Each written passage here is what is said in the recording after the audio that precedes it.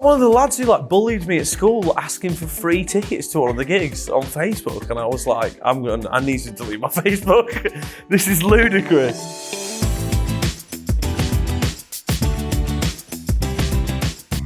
Hello and welcome to Love Lives, a podcast from The Independent where I, Olivia Petter, speak to different guests about the loves of their lives. Today, I am thrilled to be joined by BRIT Award winning musician Tom Walker. He is back with a second album, I Am, as well as a European tour. So welcome, Tom. Thank you very much. So can you start us off by telling us about the new music? Because it's been a while since fans have heard anything new from you, and I'm sure everyone is so excited, myself included. Just 5 short years since the last. Just 5 short years in which nothing has happened. Yes, exactly. Yeah, I'm so excited about it. I've literally, spent a long time. It's weird. It actually didn't take 5 years to write because I wrote this album over the course of 6 months after spending 4.5 years trying to write songs. Wow, you wrote it in 6 months. Yeah, so I met a group of producers called the McDonough brothers and their friend Castle, and another guy called Ryan Daly, who's an amazing producer.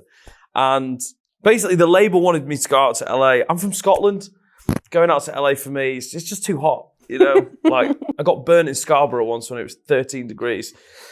So I was like, I'm not really sure about LA, it's like pretty hot and I don't really know anyone out there. And like, I don't know, every time I've been there, I felt kind of a bit isolated in an Airbnb on my own with like no pals to like go out for a beer with or whatever. And there's no pubs out there. And, it's not my kind of place. But I reluctantly agreed and I met the McDonough brothers and they are just the most amazing group of producers and writers. And they are so excited about music. All they do is music. Day and night. Like they get up at 11 and they're in the studio till 3. That's every single day. And they just like reignited this kind of passion for music and for songwriting that I'd kind of lost. So this is by far the most ambitious album I've done, both vocally and production wise, and some quite serious topics on here that I've maybe touched on a little bit in the past, but there's definitely more of a deep dive of that kind of thing on this album. Do you think the time that you had in between releasing the music has given you the space to do that kind of deeper, more emotional delve into things with your songs? Because you've kind of had time to reflect, I suppose, and think about those subjects more. I think I had too much time to reflect. I did not do well in lockdown because we'd just toured for like 4 years, had a very successful album, had won a BRIT Award. All this mad stuff that if you'd told me 4 years earlier to that moment, I would have laughed in your face because I was giving out leaflets for a living. So when it kind of all stopped, it was the first time I had stopped, really. And I just wasn't ready for that, I kind of sat there with my own thoughts, overthinking everything, wondering what I'm going to do next. I don't know how it is for your songwriting process, but it doesn't really come on demand with me when I'm writing creatively. So I'm guessing it's not the same for you either. No, God. Like, ideas come to me at the most inconvenient times possible, It'd be Really? 3 o'clock in the morning, I'll be lying in bed trying to get to sleep.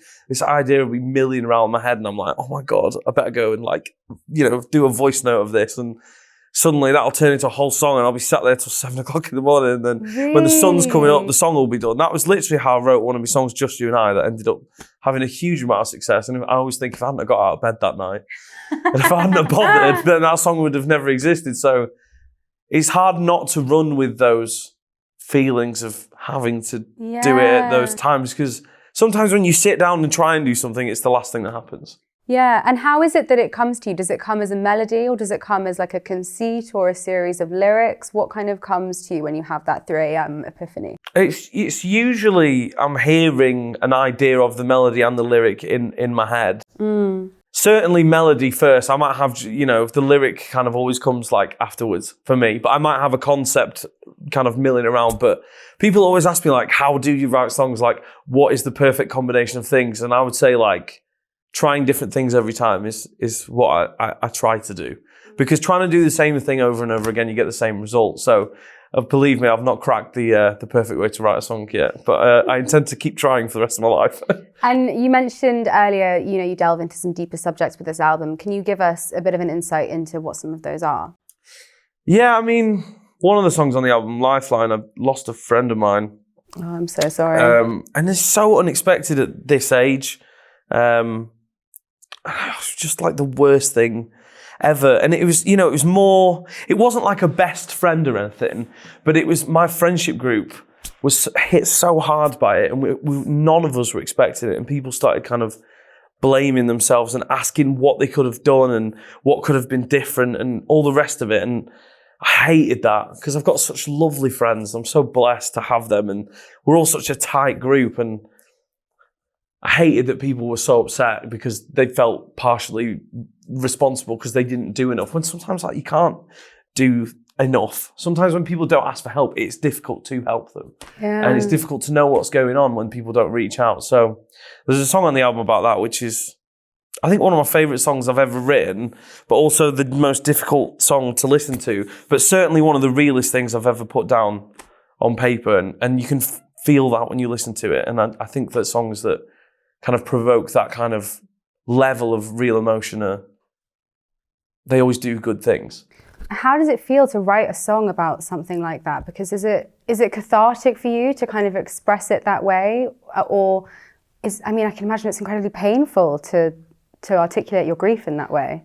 I think that songwriting for me has always been like a therapy. So it's a way I can work through my emotions and the things that I'm feeling. That was certainly a difficult one. I kind of wrote it while I was out in LA, and me and the McDonough brothers I was telling you about before had kind of had this idea for a chorus, but it was just a melody and it had no chords, and I just thought the melody was really cool. And I went home, and they've got these amazing things in America called White Claws. I don't know if you've had them, but they're so delicious and refreshing. I bought a 20-pack of those, and I just sat one night having like 4 of them, kind of getting a little buzz on, and just got really upset because it kind of had hit me. It happened 3 months before this.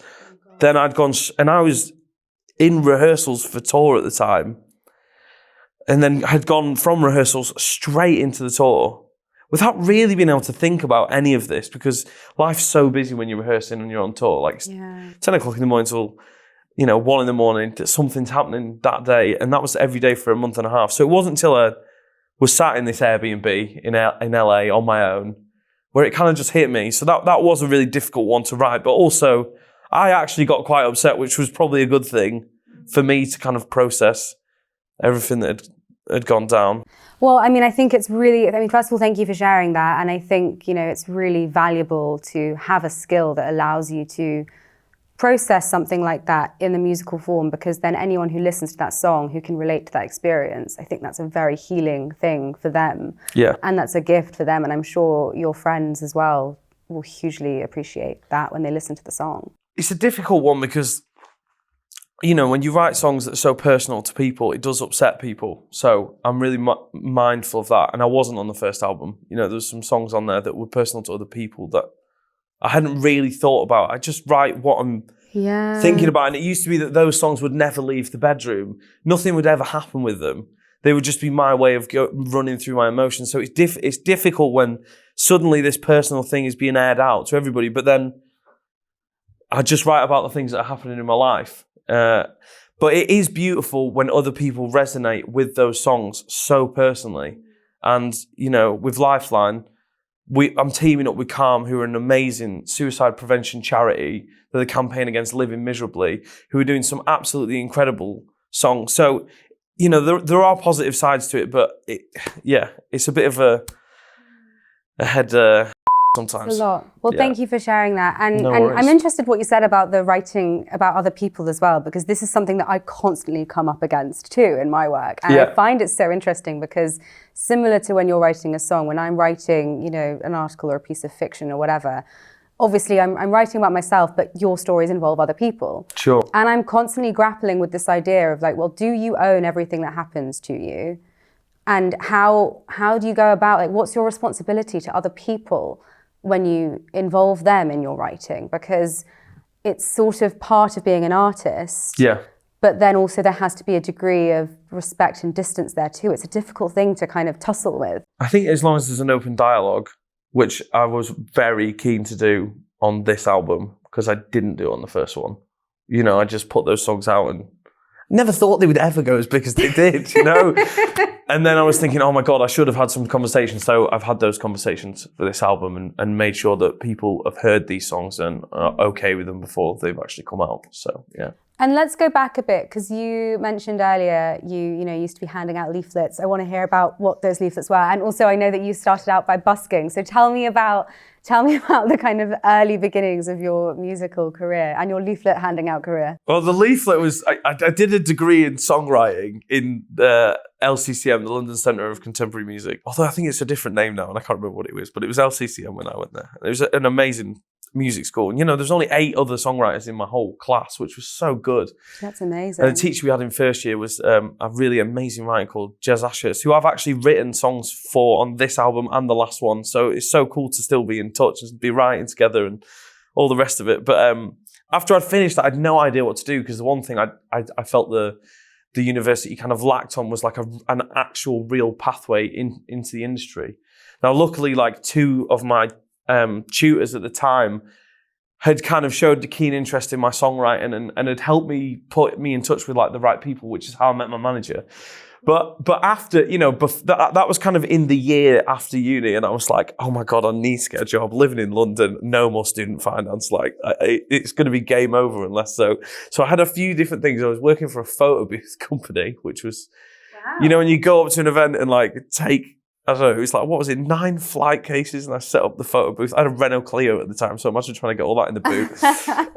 And then setting that up and kind of babysitting drunk people and trying to make sure they didn't steal the fancy dress. So we did some horrible corporate events for like, I won't name them specifically, but, petrol companies who like just the richest of the richest and the drunkest of the drunkest, kicking off, breaking the photo booth, stealing all fancy dress. I'm like running around at like 19 years old after these 40 plus year old executives who've nicked one of the hats and all the rest of it, thinking, oh my God.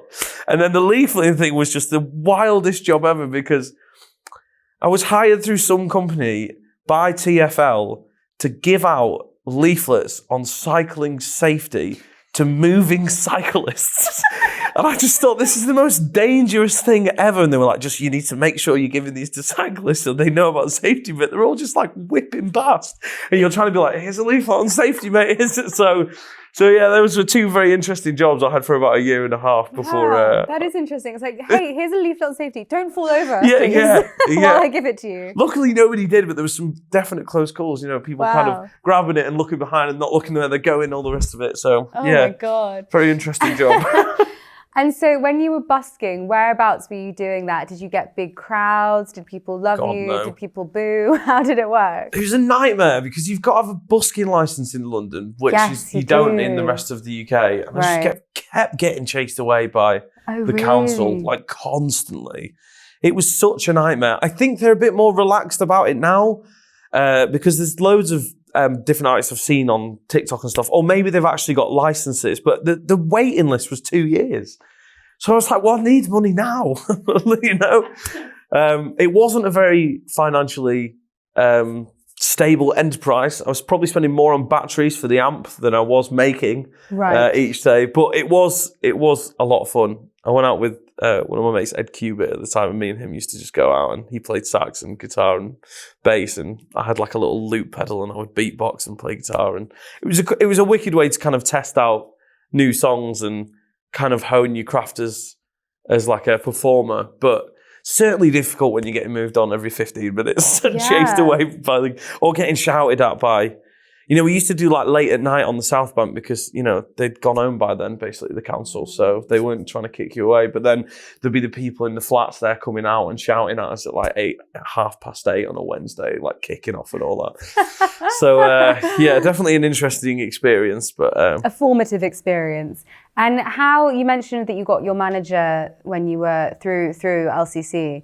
How did that then escalate to releasing your first single and then that becoming such a global hit? I mean, how did that happen? What was the time frame there?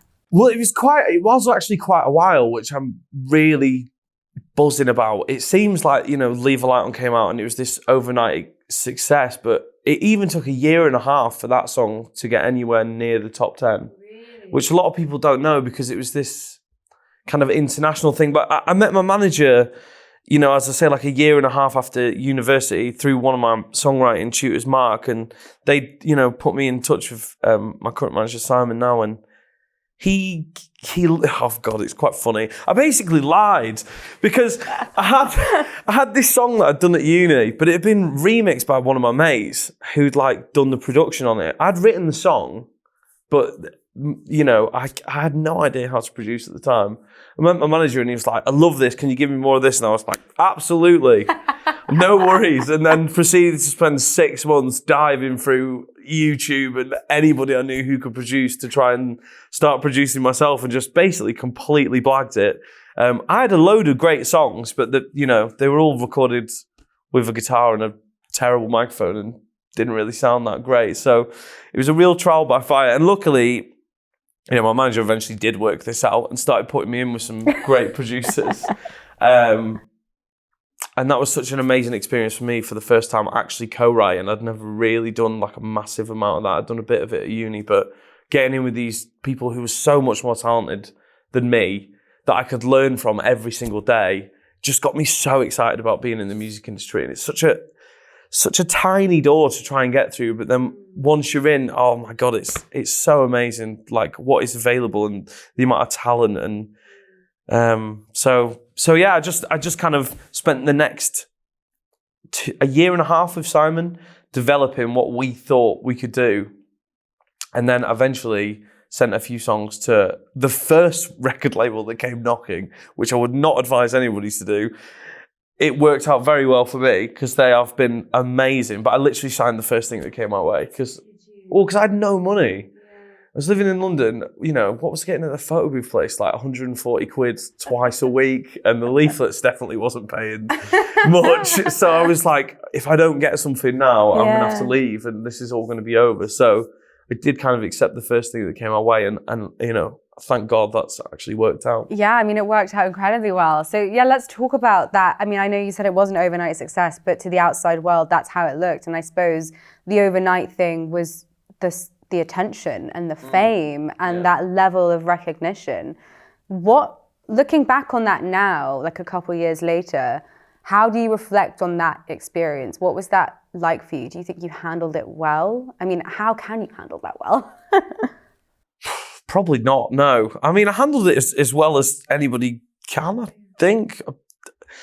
People have been so lovely. So it's not like I've ever been, I've not had a stalker or like nothing crazy. Like you hear these stories and you're like, oh my God, that sounds horrific. I've been so lucky, and everyone who I've ever met who's recognised me on the street, bar like a few exceptions of people being slightly rude, but that's not the biggest deal in the world, have been lovely. But it is a madness where nobody knows you at all. And, kind of is like, oh, you do music? That's nice. Like, what do you do for your job though? You know what I mean? Yeah. And then all of a sudden they're like seeing you on Graham Norton and winning Brits and stuff. That is a strange jump and really shows you real mates. And yeah, because people start coming out of the woodwork. That's the thing I hated about it. I was about to ask you about that because I have friends who are in the music industry, and it always makes me laugh, the people that come out that they haven't seen in like 7 or 8 years. Yeah.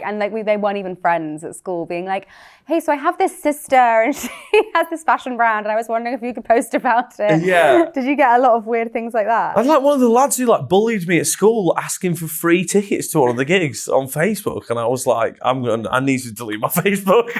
This is ludicrous. But yeah, it's just it was so important to me to have like my core group of mates, and I've been so lucky to be best mates with the 4 lads who grew up on my estate. I've known them since I was 7. We're all still best mates, even though we all live in different places. We still meet up loads of times a year and make sure that we get time in, and nothing has ever changed with them. And same with my partner, my wife now, Annie. Nothing has ever changed. Like when I met her, I had no money. She was buying us dinners, like out of her student loan, because she was getting more than me. And so it's people who've like actually seen the journey and kind of stuck by your side through the ups and the downs and the all arounds. Yeah, and we're going to talk about those relationships because I want to hear more about them. I know that some of them are the loves you've chosen. But before we do that, just on fame generally, what's your understanding of that now, like at this point in your career, having dealt with the kind of sudden rush of it all and having had that experience? What does that kind of mean to you, if anything? Because to me, I find fame so fascinating because I sort of think it's something that other people put onto you as opposed to something that you kind of exude. It's a very kind of like external projected thing. Yeah. I'm quite an introverted person, so talking to strangers was a real new thing for me when I was becoming, famous. But I also will say, like, I never got to like a ridiculous level. Like, people knew me on the streets and stuff, but no one was like chasing me down the road or nothing, apart from in Italy. Well, Really? Yeah, well, in Italy, I don't know what happened. I did a song with a guy called Marco Mangoni, who's a very lovely artist. And in Italy, we were getting chased around by paparazzis on scooters, which was such a mad... I was thinking, what are these two guys doing out the back here, driving like this, getting so close to the van? And then they're whipping out cameras and like snapping you and all that. So that is crazy. But, luckily in the UK, I've had a tiny bit of that when I've come out of like the BBC or ITV, where there's like a few people there. But it's been like a really nice level of fame, if you ask me. And to be honest... people are nice to you for no reason, so what's to moan about?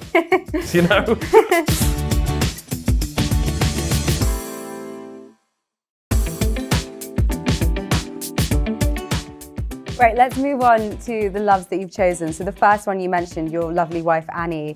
And I read a bit about how you guys met, but tell us that story, because if I'm right in thinking it was a ski trip in France. Yeah. You were going through a heartbreak at the time. What happened?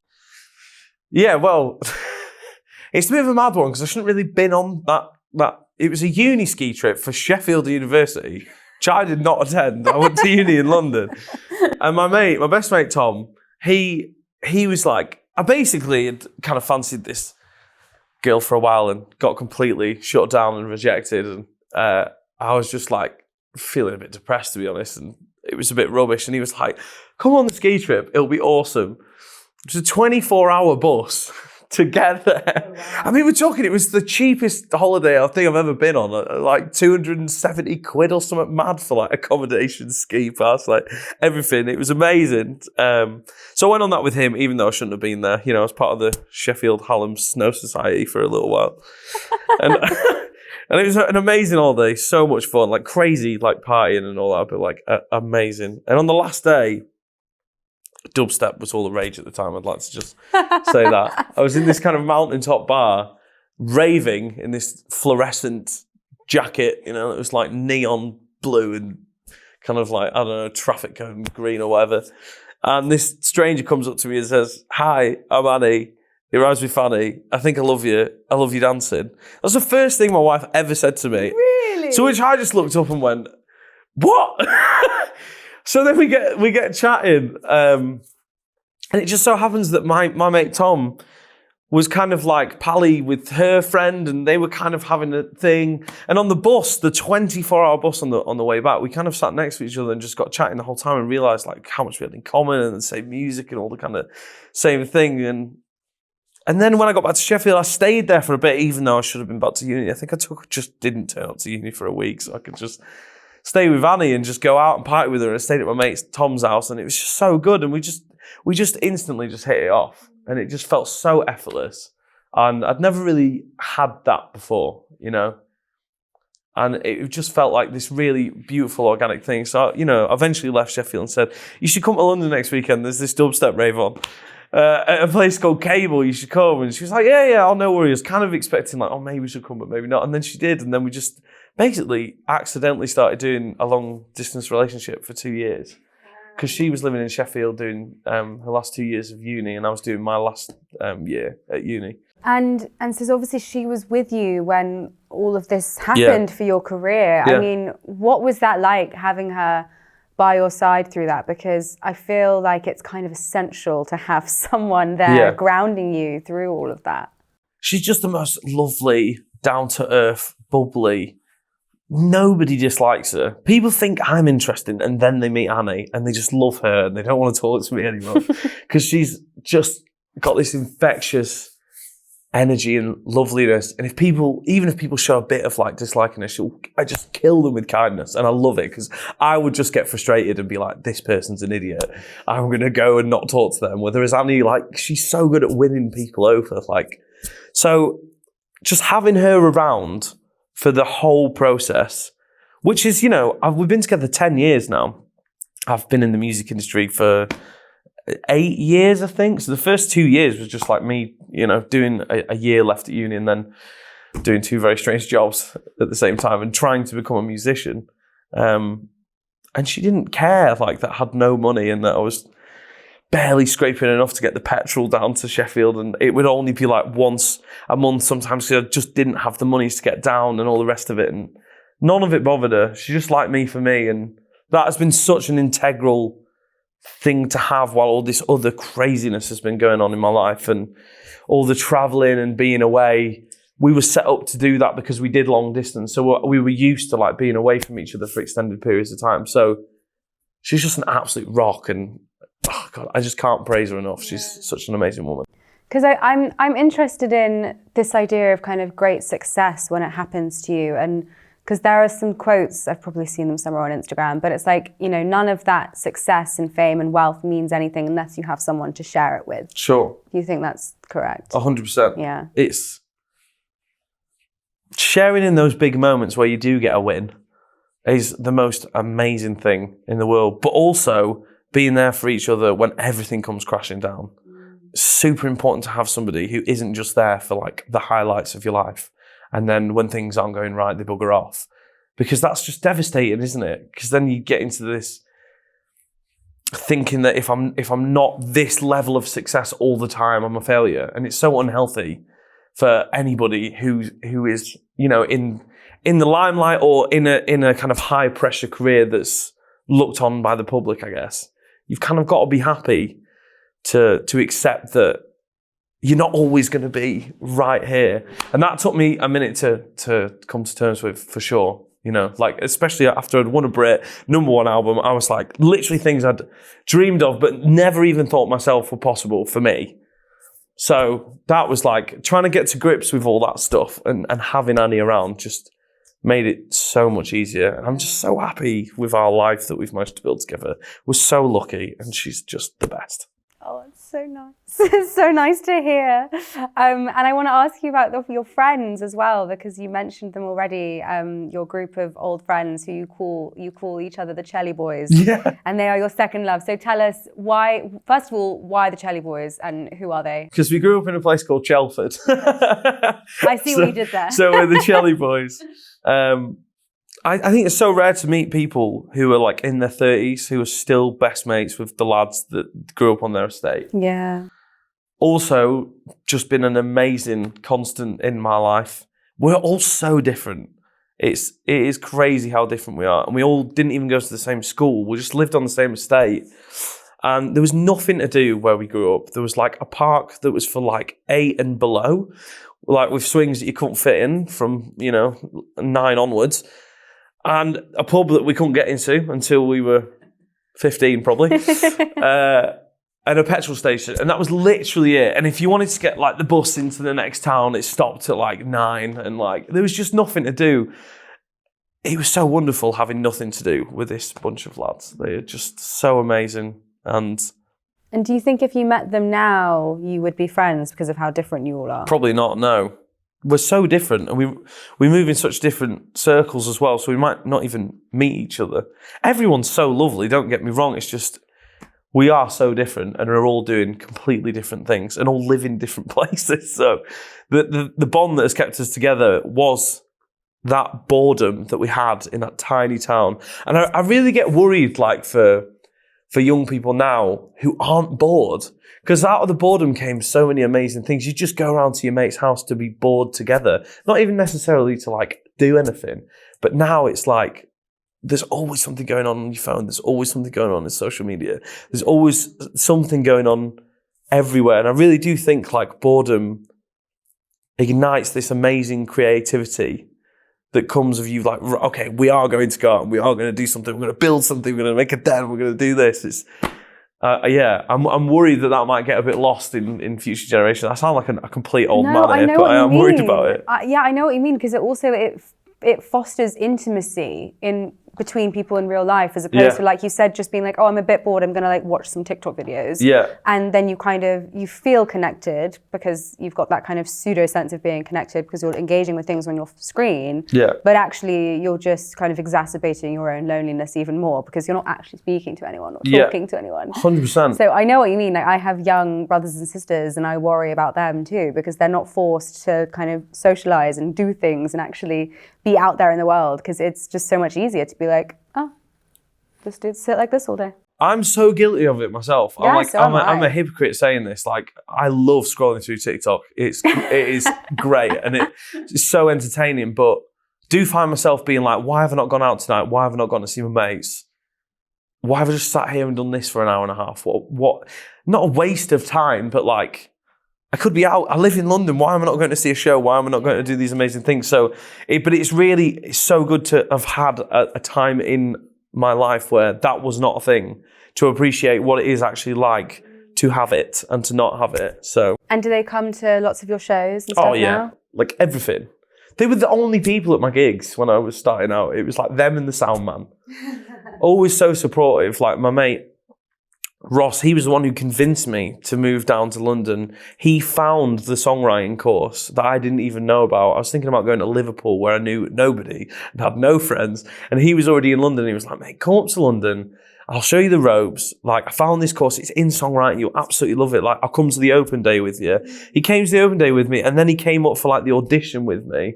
It's like all these little things that just like really made the difference. Oh, that's so lovely. And tell me about your third love is your family. Yeah. So I know that you grew up near Glasgow. So tell me a little bit about your family. How many of you are there? How close were you when you were growing up? So I was born in Scotland. I know I don't sound like it because I moved when I was three and a half years old to like the outskirts of Manchester, to Chelford. So I don't really remember like being in Scotland. It's funny when your parents show you photos and you're like, do I remember that? Is that a memory or do I just know it now because of the photograph? Do you know what I mean? But yeah, my parents, they grew up in like Cumbernauld and Kilsyth. My dad was in Kilsyth, my mum was in Cumbernauld, and had like a totally different upbringing from me. Like, their parents really didn't have much money. My parents have both been working since they were like 14 and have continued to work till now, have never not had a job. Just didn't have the same opportunities that they gave me and my sister. Really had to work for it. They were the first of like their generation to get out of Scotland.